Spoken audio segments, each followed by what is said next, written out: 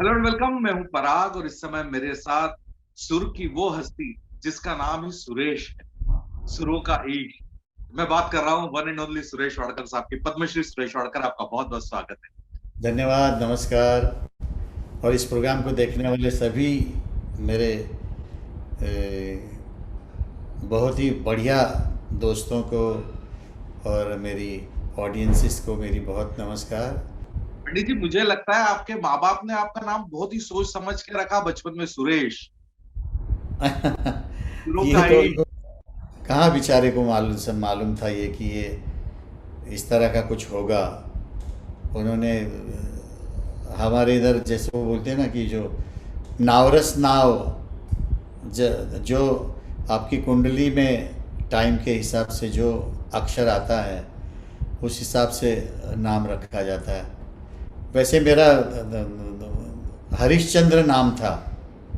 अच्छा। हाँ, मगर उन्होंने बोला कि नहीं, हम इसको सुरेश बोलेंगे, तो सुरेश हो गया। वो मराठी में बोलते हैं ना, सब सगळं योगा योगाने होता। वो योग थे कि सुरेश आना था फिल्म इंडस्ट्री में। हाँ, जी जी जी।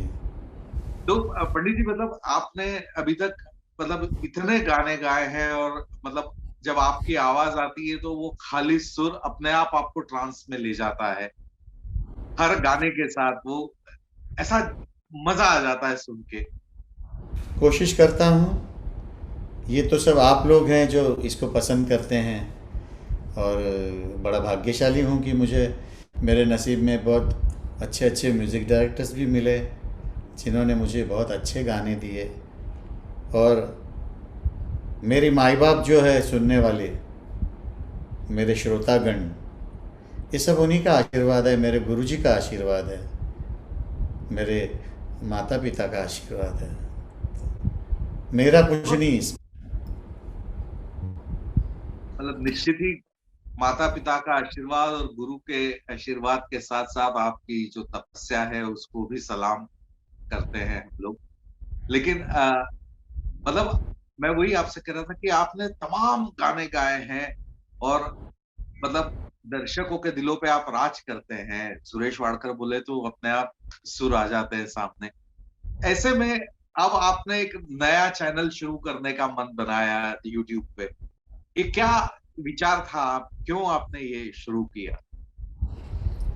देखिए ना, इस इतने सालों से मैं गा रहा हूँ, फिल्मों में गा रहा हूँ, हिंदी, मराठी, पंजाबी, ओडिया, बंगाली, गुजराती, एटलीस्ट 13-14 लैंग्वेजेस में मैंने फिल्मों में गाने गाए हैं। और मैंने सोचा कि फिल्म में गाना तो है ही, मगर जो ओरिजिनल अपनी तरफ से कोई गाने अगर मैं करना चाहता हूँ या देना चाहता हूँ, other than the film songs, तो मैं लोगों तक कैसे पहुँचूँ।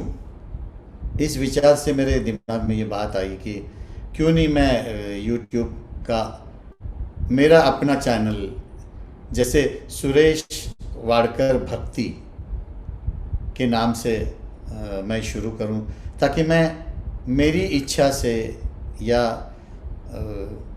जितने भी ओरिजिनल कंपोजिशंस बन सकती है या ओरिजिनल गाने मैं लोगों तक पहुंचा सकता हूं, तो इससे बड़ा तो माध्यम हो ही नहीं सकता है। और स्पेशली पिछले 2 साल से देखिए, सारा काम बंद है। रिकॉर्डिंग्स कहिए, कॉन्सर्ट्स कहिए, सारे भारतवर्ष में, भारत से बाहर भी कॉन्सर्ट्स के लिए जाया करते थे, अभी वो सब कुछ बंद हो गया।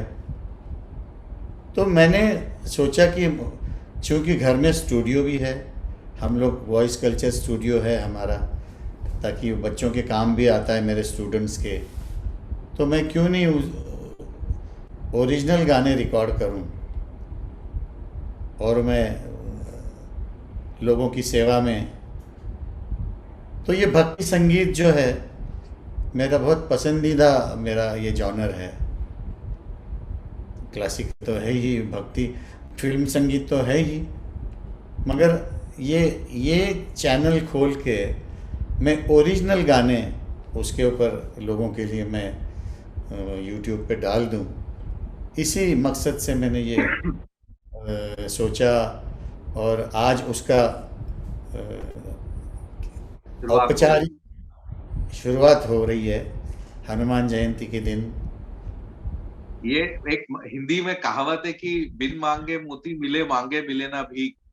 अगर हम आपसे बहुत पहले कहते कि आप अपना ऐसा कुछ सिंगल कीजिए तो आप बोलते कि मैं फिल्मों में व्यस्त हूँ, लेकिन अब कर्म धर्म संयोग ऐसा है कि ये वरदान हमको वैसे ही मिल गया कि सुरेश वाडकर के गाने हम ऐसे सुन सकते हैं, हम नए नए। चाबी साहब, ये बिल्कुल सही आपने पकड़ा है, क्योंकि अभी तक कॉन्सर्ट्स में, अपनी फिल्म्स रिकॉर्डिंग्स में, और मेरी संस्था जो है आजीवासन, इसके कामों में हम लोग हमेशा व्यस्त रहे, और नए नए बच्चों को तैयार करना, हमारे नई पीढ़ी को तैयार करना, इसी काम में हम लोग लगे हुए थे। तो इसका ध्यान थोड़ा, समझ लीजिए, नहीं आया था।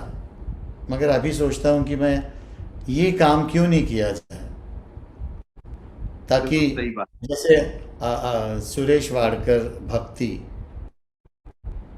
आजीवासन भक्ति और आजीवासन साउंड्स, और बहुत अच्छे अच्छे स्टूडेंट्स तैयार हो रहे हैं। साथ में अच्छे कंपोजर्स भी हैं उसमें, जैसे कि आज का जो गाना हमने हनुमान जी का, वो हमारा स्टूडेंट ही है पद्मनाभ,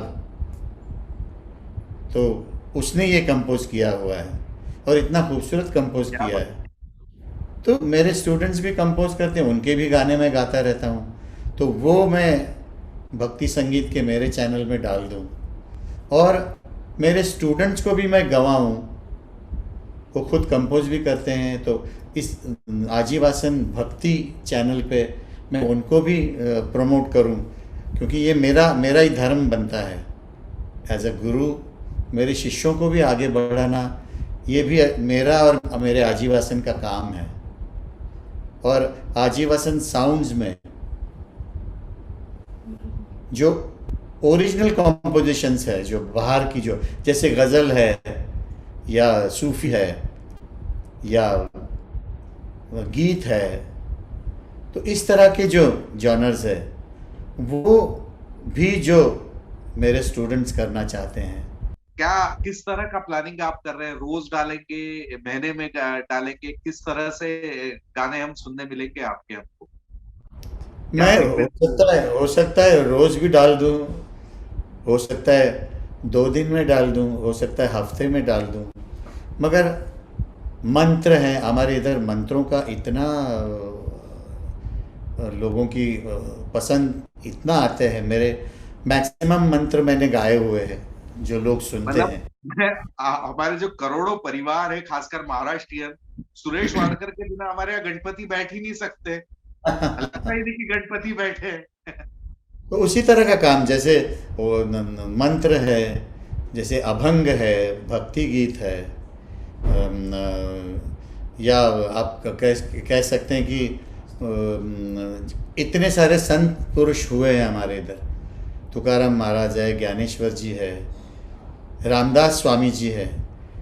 जैसे कि आज का जो हनुमान जी का जो मैंने गाया, वो 1700 ईस्वी में जो हमारे रामदास जी, संत रामदास जी हुए, उनका लिखा हुआ ये स्क्रिप्ट है जो मैंने गाया हुआ है। तो इसी तरह का काम होगा, भक्ति संगीत होगा, हिंदी में होगा, मराठी में होगा, और बहुत सारी लैंग्वेजेस हैं जिसमें ये हो सकता है। जैसे साईं बाबा के कॉम्बिनेशन भजन अच्छा हो, है, आपको लगे तो वो हो सकता है। साईं बाबा के भजन है, वैष्णो माता के भजन है।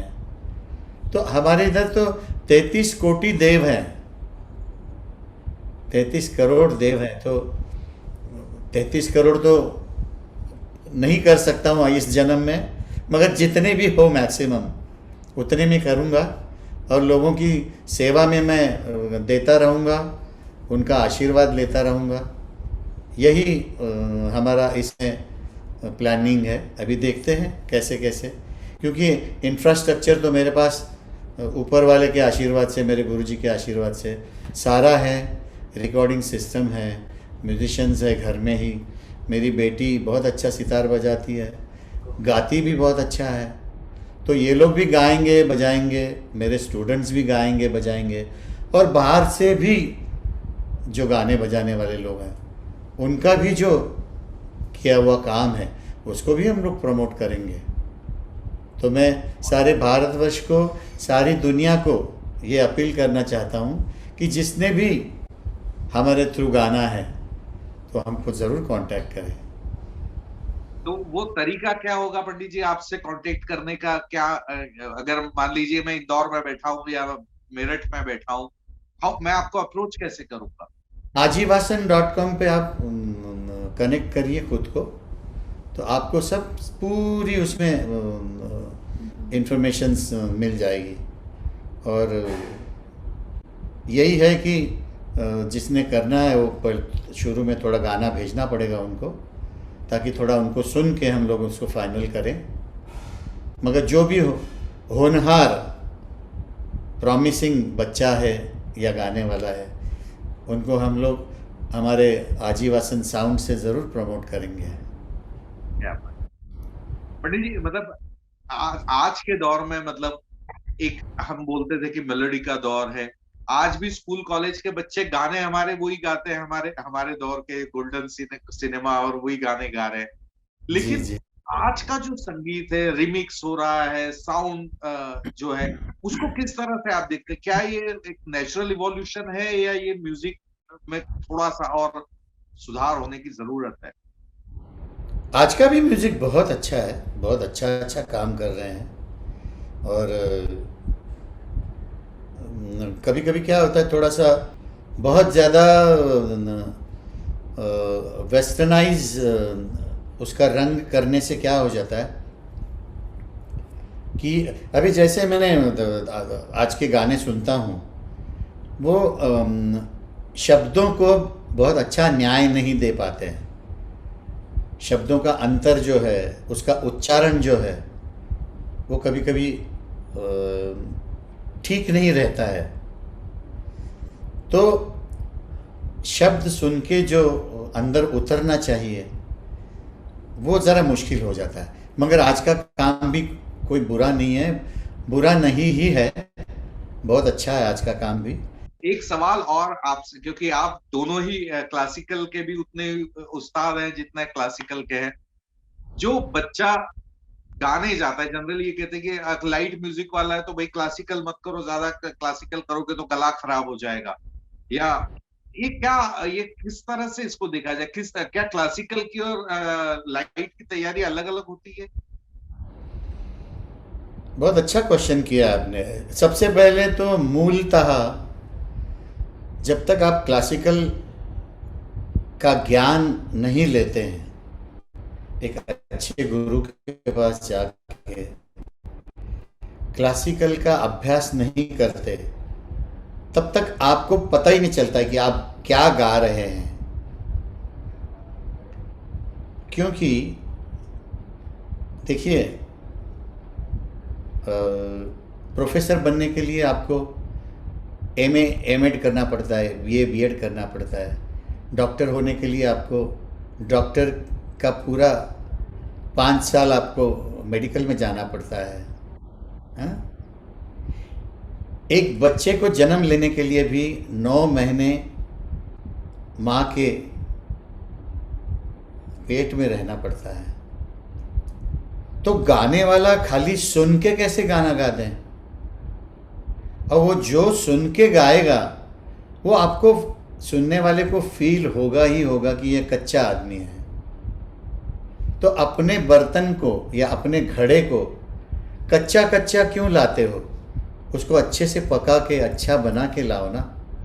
और वो तभी हो सकता है जब आप गाना सीखेंगे, उसको जानेंगे।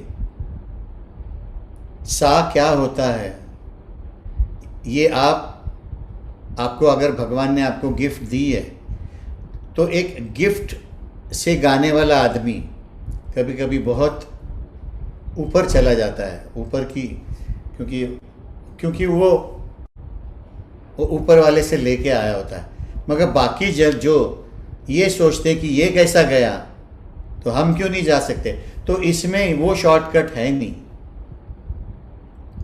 गाने बजाने में कोई शॉर्टकट नहीं होता है, गाना आपको सीखना ही पड़ता है, और जो सीखेगा वही गाएगा। ये हमारे गुरुजनों की सीख है कि जो रियाज करके भुन के निकलेगा वो अपना झंडा गाड़ेगा। चलिए पंडित जी, हम सुरेश वाडकर भक्ति और आजीवासन भक्ति का इंतजार करेंगे नए गाने अपलोड होने का। फिलहाल आपको ढेर सारी शुभकामनाएं, और धन्यवाद। ऐसे ही सभी पर संगीत बरसाते रहे और हम सबको कृतार्थ करते रहे। थैंक यू जी, धन्यवाद, नमस्कार।